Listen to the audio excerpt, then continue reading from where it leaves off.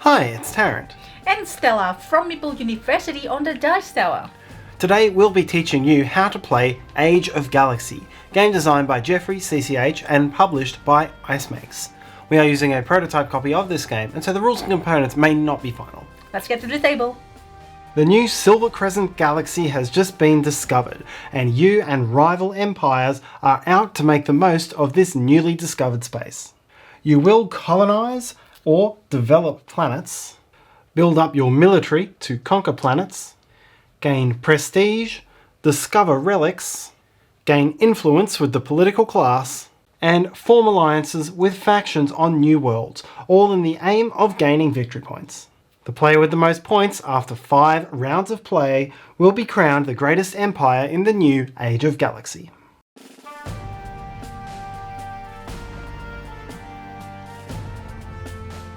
To set up, shuffle the system cards and lay 5 in a row, the first 2 face up and the other 3 face down. Place the Galactic ship on the first system. Shuffle up the planet and the explore tokens face down. Anywhere you see this icon, place an explore token face down on the map. Anywhere you see this icon and a number matching your player count, place another explore token. And anywhere you see this icon and a number matching your player count, place one of the planet tokens face up into that space. Go through this process each time you reveal a new system card during the game. Above that, place these 3 boards, the Prestige, Action and G&A boards. Each player places a cube on the 0 space of the Prestige track, stacked from first player to last player. First player is on top, and your initial order should be clockwise around the table. Shuffle up the trade cards and then place 3 of them in a row above those boards, like so. These cards are double-sided and should be placed on the side showing the triangle. The trade cards and the Galactic Congress have spaces which are player count limited, and you can block out spaces not in use with a non-player colour if you wish. Each player takes a player board, a yellow credits marker set to 0, a red production marker set to 3, a token representing their position in turn order, and 7 cards dealt randomly from the faction deck. In the basic game, each player may look at these cards and then discard up to 3 of them before redrawing to 7. For a more advanced game, you may draft these cards one at a time around the table. Either way, each player now chooses one of these cards and plays it face up onto the table as a starting main faction. This has a number of implications that I'll cover later, but for the start of the game, you will gain a number of ships in your colour and a number of credits as shown here on the card. The remaining action cubes and ships in player colour are set aside into the general supply until later gained. You're now ready to play.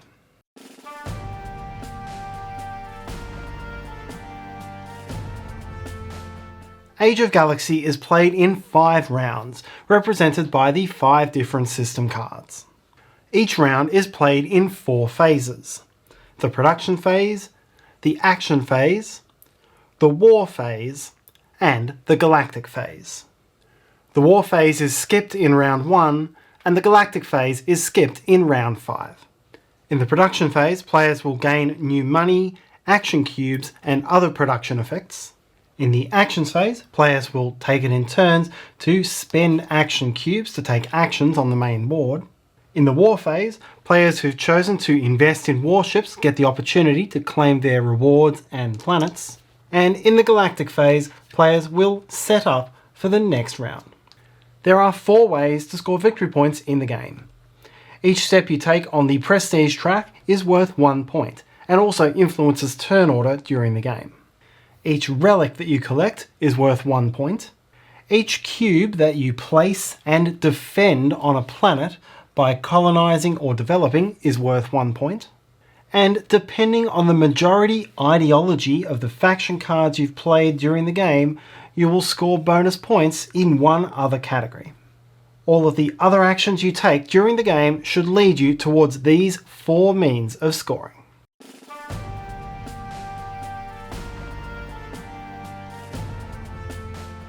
Each player completes the production phase simultaneously.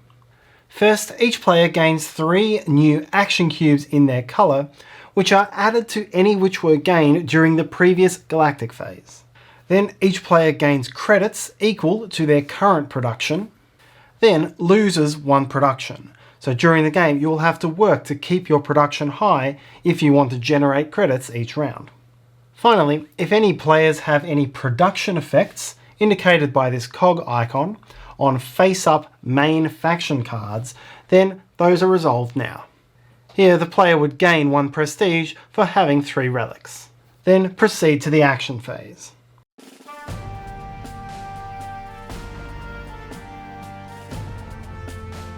The actions phase is resolved in turns, using the turn order which is dictated in the previous Galactic phase. On a player's turn, if the player has any action cubes remaining, then the player must spend 1 action cube to take a main action on the board, and may optionally play 1 faction card from hand. These 2 steps may be done in either order. If the player has no action cubes remaining, then that player must pass, and a player who has action cubes may not pass voluntarily. We'll first talk about the different ways you can play cards. Each player begins the game with 7 cards and will never gain any more, so you've got to plan your strategy around what you start the game with. There are 3 ways to play these cards, and the first one we've already seen because you do it during setup, and this is called playing a card as a main faction.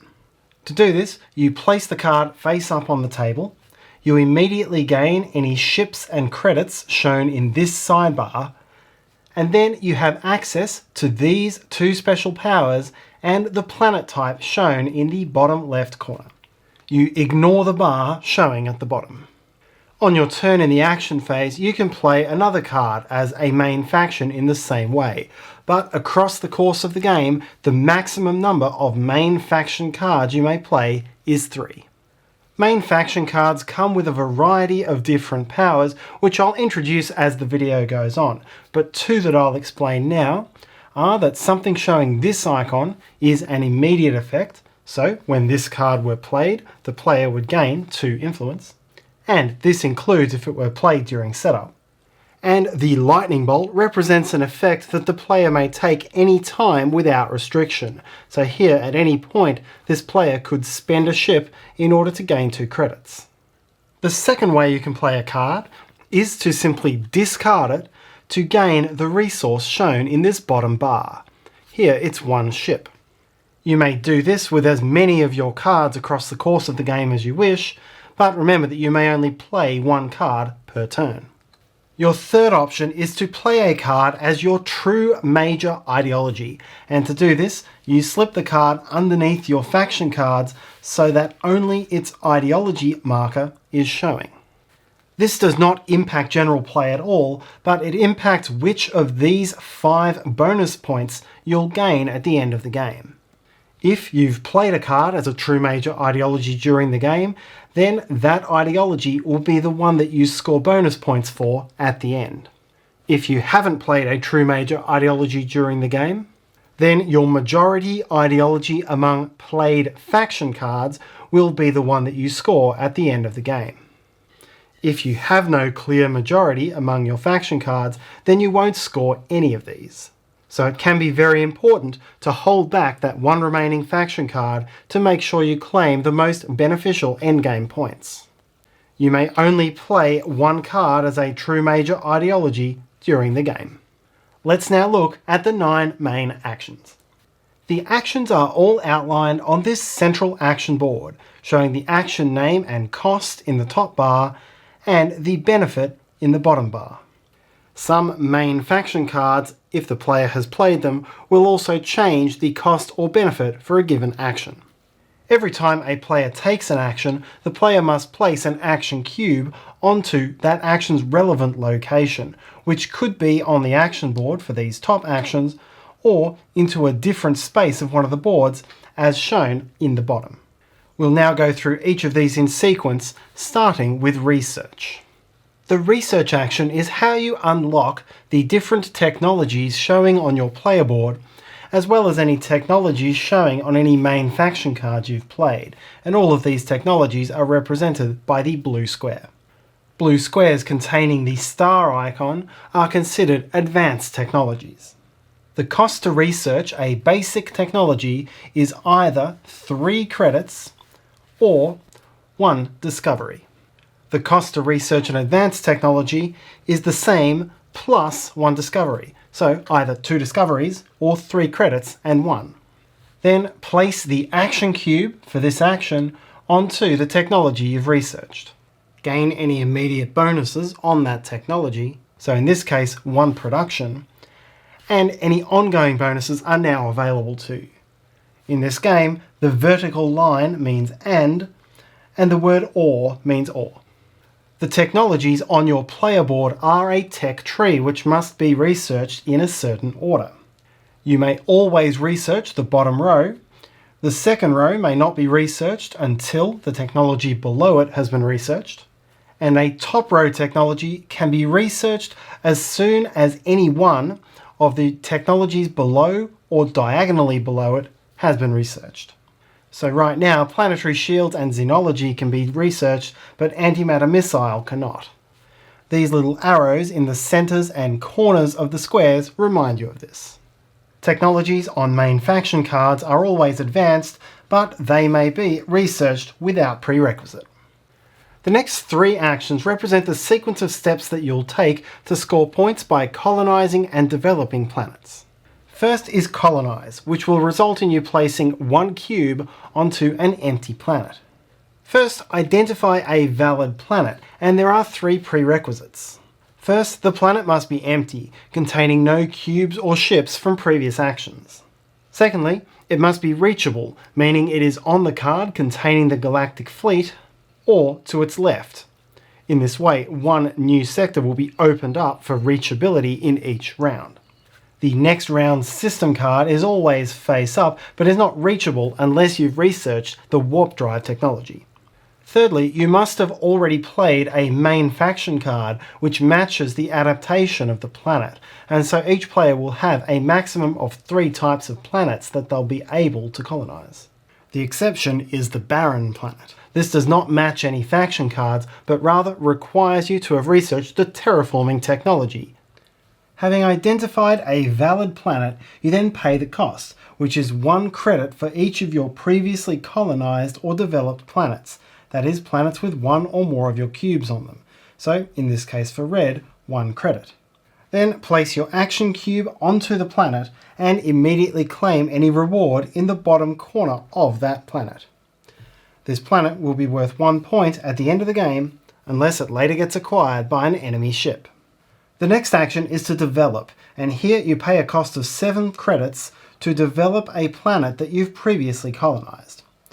Place your action cube on top of the existing action cube, although in this video I'm going to place it next to it so you can easily see it from overhead. Then claim the rewards, 1 prestige and either a credit and a production or an influence. Each planet may be developed only once. The last action in the sequence is nominate, and in order to nominate you must have a 2 cube developed planet out in space which has not been overtaken by an enemy ship. To take the action, spend 3 influence and place your action cube onto the leftmost open space of the Galactic Congress track. Immediately score the prestige points shown. Once all of these steps are full, you cannot take this action anymore, and remember that some of these spaces are blocked out at lower player counts, using a non-player colour. The next 2 actions are steps you may take if you're being more warlike in the game. The first action is manufacture, and this is how you gain new warships into your fleet. To take the action, place the action cube into the manufacture box, and then you may purchase as many ships as you wish at a cost of 2 credits each. Ships that you purchase are placed from the general supply into your collection next to your player board, which is known as your hand. You may never have more than 5 ships in your hand at any given time. Ships are mostly used in the war phase, but one other action you can take with them is to explore. As a prerequisite for exploring, you must have at least one strength, represented by the shield icon, and these can be gained by researching the right-hand side technologies or through some main faction card effects. Shields are not spent, you must simply have them as a prerequisite.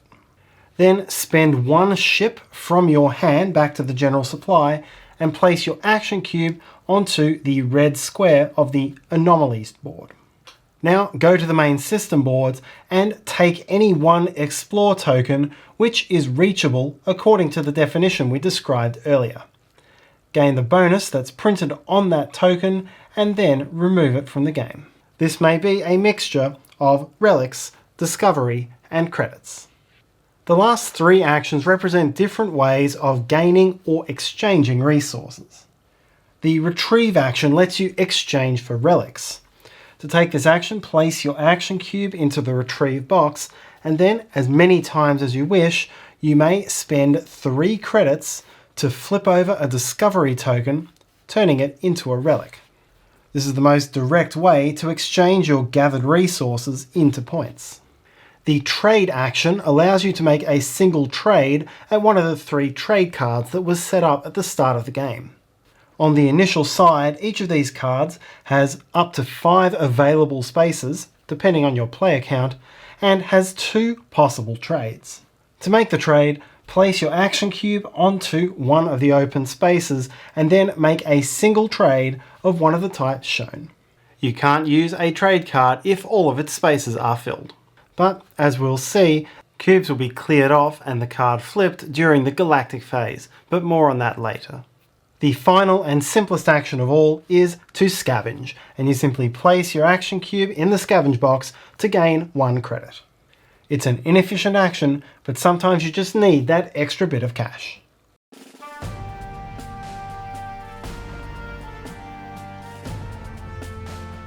After the actions phase comes the war phase, with the exception of round 1. There are 3 steps in this phase. First, rank all players based on their total number of ships in hand, using strength, that is the shield icon, as a tiebreaker. Players then gain rewards based on this table according to their ranking. If there is a true tie which cannot be split, then both players will get the higher reward. For each player count, all players except last place will gain 1 prestige point, and higher ranked players will gain more money than lower ranked players.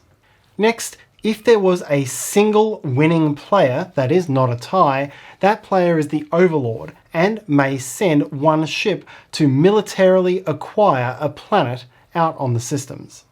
To acquire a planet, it must be reachable and unprotected.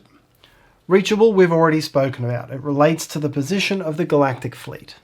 A planet is unprotected if it is either uninhabited or if the player who has colonized or developed it does not have enough military or technology to protect it.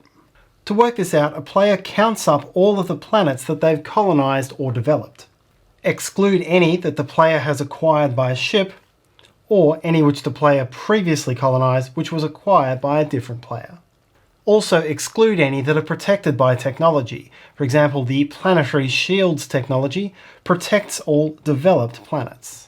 If the number of remaining planets under this count is greater than the number of ships that that player owns, then all of that player's planets are unprotected.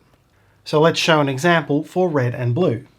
Blue has 1 acquired planet which is able to defend itself with this ship, and 3 colonized planets. Blue also has 3 ships, and so these ships protect these planets, meaning that yellow would not be able to acquire one. Red, on the other hand, has 3 colonized or developed planets. The developed planet is protected by planetary shields, and this leaves 2 colonized planets, but only 1 ship to defend. Therefore, both of these colonized planets are unprotected, and yellow could militarily acquire either of them. If a previously colonized planet is acquired, the cube or cubes on that planet are discarded from the game. A player who acquires by ship, even acquiring an empty planet, does not gain the bonus shown in the bottom corner of the planet. Acquired planets are not worth victory points, except under the militarism ideology, but it does at least deprive the original owner of points. Some of the militaristic faction cards will also allow you to do the acquisition by a ship during the action phase. Players with weak protection should keep this in mind. It might not be enough to stock up on ships just before the war phase. The last step of the war phase is to discard ships down to your current strength level. This means you've got the option to either build your army gradually as you build up your strength, or buy new ships every round, discarding them during the end of the war phase.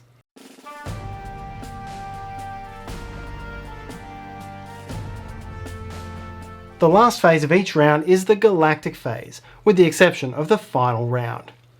First, you'll advance the Galactic fleet one step, flip over the next system card, and place any planet and exploration tokens according to your player count. The next step is to resolve the trade cards and the top row action cubes, and this is an important part of your overall action economy that you need to consider. First, you will transfer any cubes in top row actions to their corresponding trade cards. So, for example, this cube on the manufacture box will go to the top left trade card. This blocks off one of these action spaces for the next round. It's possible that more cubes will need to move up to an action card than there are spaces, and that's okay. Simply move the excess cubes up to overflow the main track. Next, you'll check for golden ages, and this occurs on any cards where all of the action spaces are full. Remove all cubes from these cards and pull them together. Then each player gets to take back a total of up to 3 cubes from that total pool of their colour into their collection. Any excess cubes are lost back to the main supply. Action cubes gained from a golden age are added to the 3 action cubes gained in the production phase, potentially giving a player up to 6 actions in the subsequent round. It's critical to try to manipulate this in your favour. It means that you can take top row or trade actions early in the game and get an extra action point later in the game. It means you can line up specifically to try to get 6 actions in a round to get 1 mega turn and try to score a lot of points. And you may want to try to force something to trigger early so that a player has to discard excess cubes by having golden ages with more than 3 at a time. Finally, any trade card which had a golden age is flipped over to its other side. There is now a single open space which can hold as many cubes as you'd like for trade actions, but there'll only be 1 remaining trade option. It will be weaker than the ones on the other side of the card, and they will all go towards giving you prestige points. Finally, reset the turn order for the next round based on current position on the prestige track, with the leading player going first and trailing player going last. Any time you advance on this track and finish on a space where someone else is located, place your cube on top, and you are considered ahead for the purposes of turn order.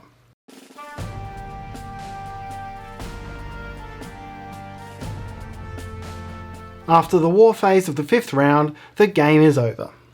To count up your final score, score 1 point for each step you've taken on the prestige track, 1 point for each relic in your possession, and 1 point for each colonised planet, and 2 points for each developed planet, which have not been militarily acquired by another player. Finally, score points for your major ideology. Remember again that if you've played a faction card as a true major ideology, then that is the one you'll score. If you haven't, then you'll score whichever ideology you have the most of among your played faction cards. And if there is no clear majority, then you don't score any of these bonuses. For science, you score 1 point for each advanced technology you've researched. For diplomacy, you score 1 point for each 4 steps on the prestige track. For militarism, you score 1 point for each planet you've acquired militarily. For industrialism, you score 1 point for each developed planet. And for culturalism, you score 1 point for each 2 relics you hold. The player with the highest score wins, and in the event of a tie, whoever was earlier in final round turn order breaks the tie. And that's how to play Age of Galaxy. We hope you enjoyed this video. When we film this video, Age of Galaxy is going to Kickstarter. So we'll put the link in the description below when it is live, so you can check it out. If you find this video useful, please help us by hitting that like button and subscribe to the Dice Tower if you haven't already done so. And if you have any questions, comments or feedback, please leave them in the comment section below. Until next time!